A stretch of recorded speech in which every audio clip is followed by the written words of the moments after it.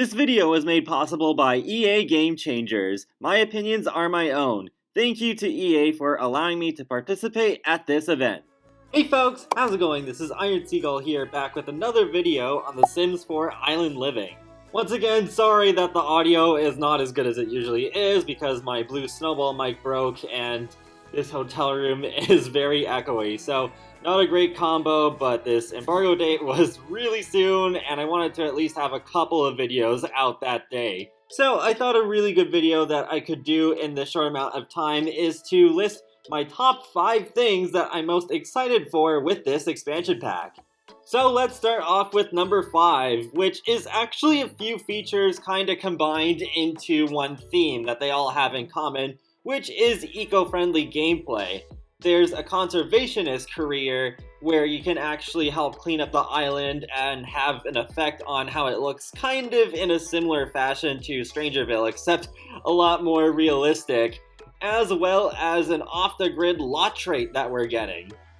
Basically, what the off-the-grid lot trait does is that it allows you to, well, live off the grid, which means that you don't need to pay the bills, but in return, you won't be connected to plumbing or electricity. It does make the game a bit more challenging, and I'm sure it will make some challenges more interesting too. But what I really like about the ability to have my Sims live off the grid is that they can feel more connected to nature this way. And fun fact, Off the Grid was one of the themes that could have won the community vote after the eco-living theme was picked, but laundry ended up winning, so we got Laundry Day stuff. And yeah, I was a little bummed Off the Grid did not win, but I'm really glad we still ended up getting it years later anyways. I do wish for plumbing though we could have another option besides the basic toilet. It doesn't really make too much sense to me. Maybe we could have had a bucket instead, but I guess if you have Get Together or Jungle Adventure, you could use one of the bushes from those packs and then that could replace it. But unfortunately, we didn't have those packs installed on those computers, so I could not test that out. But still, I'm really glad that one of the community vote options that got a decent amount of positive feedback did make it into The Sims 4. But let's move on to number 4, which is boats. Yep, we're getting boats before cars, and I'm still a little baffled by that, but I do want cars and boats back pretty badly, so glad that for now at least we're getting one of those. I mean, hopefully cars will come back one day, because now I think it would stick out even more that we would have boats in the game, but not cars, which I think more people in real life have cars than boats. Though, unfortunately, there's only 2 types of boats this time around.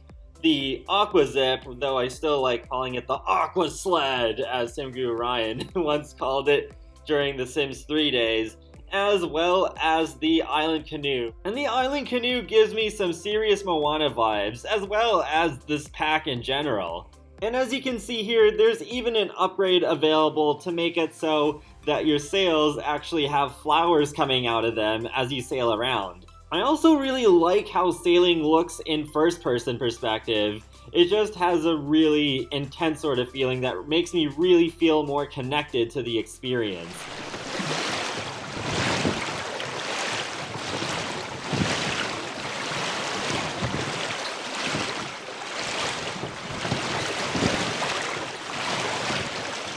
Also, we gotta talk more about the Aqua Zip. There's definitely a lot more going on with it this time than what we had in The Sims 3, because there are a whole lot of different patterns that you can choose from, including the polka dots, which I definitely had to go with. And I also find the animation to be a lot smoother than it was in The Sims 3 as well, and your Sims can even do some tricks on them occasionally.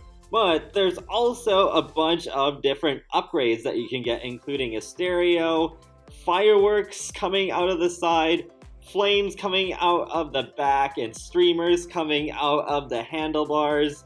It's quite crazy and obnoxious, and I absolutely love it. By the way, since I did mention the stereo, there is one new radio station, which is Island Radio. I don't know if there's any more than that, unfortunately, but there is at least that one. But yeah, let's just check out my sweet new ride.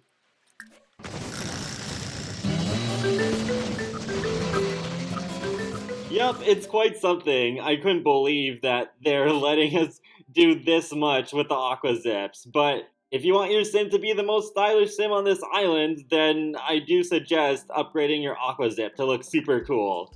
Speaking of the island, that's actually my number 3, the new world of Sulani that comes with this expansion pack. I will do a more focused video on this world, so I'm not going to talk about it too much here, but I definitely gotta say, I really like what I see of this world so far. Unfortunately, yes, there really aren't that many more lots than what we got with Del Sol Valley and Strangerville. There's 14 lots, but I do feel like each individual district is a lot bigger than your average Sims 4 district. I would say they are easily comparable to some of the biggest ones that we've already had in the game, like the Countryside in Windenburg and Cavalier Cove in Brindleton Bay. And thankfully, as a result of that, the boats actually do feel like that they have a point, even though there's no open world in The Sims 4.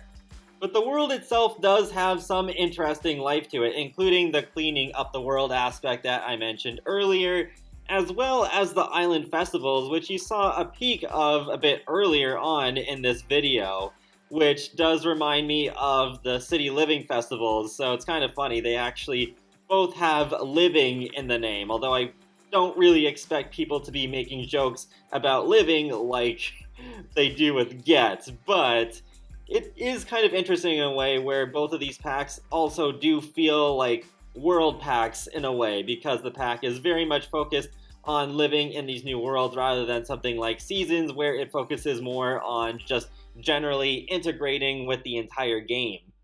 Another thing I have to mention is the lighting. Oh my gosh, I think it's absolutely gorgeous, and it really does remind me a lot of Sunlit Tides in The Sims 3, and I really did want a world in The Sims 4 that feels like that, and I think I got exactly what I wanted here. I think this very easily could become one of my favorite worlds in the whole game. Moving on to number 2, we have Mermaids. Oh my gosh, finally! Finally, after over 2 years since Vampires, where we got our last full occult and not just a temporary one like the Skeletons and Jungle Adventure, we've got Mermaids with Island Living. Even though I do want Witches more, and we're probably getting those with the Realm of Magic game pack anyways, I'm still pretty happy with Mermaids, and those were one of the occults that I still wanted the most anyways. And I do think overall they are better than they were in The Sims 3. They have some more unique powers, and thankfully this time around you can create mermaids directly in Create a Sim, so you don't have to wait in order to have one in your game. Though it is still possible to become a mermaid in-game instead of instantly through Create a Sim if that's how you want to do things. Unfortunately, I didn't get enough time to do this method myself, but I believe I did hear that you're supposed to get some mermaidic help just like in The Sims 3 that will transform your sim into a mermaid. Though getting back to Create a Sim for a second, I really like all the options that you have for them. You can really have a lot of customization with their tails, as well as the tops that they wear, and some I'm pretty sure are only available to mermaids. Alright, so before we move on to number 1, there's an honorable mention that I really need to fit in here because, oh my gosh, like this went above and beyond my expectations, which is dolphins. Just wow, this was something that I never would have expected them to do in The Sims, especially to have them be interactive. In order to be able to play with these dolphins, you can do one of two things. You can go to buoys, and if there's a swirling school of fish near them, then you are able to call a dolphin to you. But if you're a mermaid, you can call an azure-colored dolphin to you at any time. However, you do have to be in the water, and it will sacrifice some of your hydration need. But the interactions, I think, are pretty cute, and I think the dolphins themselves look pretty adorable. You can talk to the dolphin, you can play with the dolphin, you can request it to do a bunch of different tricks, though sometimes the dolphin will actually refuse, so yeah, you might want to build up your friendship with it, because yeah, you can actually do that. They will even appear in your relationship panel, and you can rename them to whatever you want as well. as you can see right here. So overall, I think the dolphins are a really fun and exciting new feature, and pretty refreshing as well, since we haven't had the ability to play with dolphins in the previous Sims games. But without further ado, let's move on to number 1, which is ocean swimming. The Sims 4 has been out for almost 5 years. It's about time we got this feature, and I just really love it. We're able to move just pretty much anywhere in this ocean of Sulani, and I'm really glad. The animation looks really great, and we can snorkel, we can scuba dive, though scuba diving is sadly only a rabbit hole in The Sims 4. But in the end, I'm still really glad that we're getting ocean swimming, and overall there are more interactions while you're swimming because you have the same range of interactions that are available while you're swimming in a pool. And yep, I did try swimming in first person, which I think looks especially cool with the new swim style, which is front crawl, which I believe you do need level 3 fitness skill in order to have it, because that's what my sim had at the time, and I was told that the swim styles you have available to your sim is tied to their fitness skill and also the distance that they're going to swim.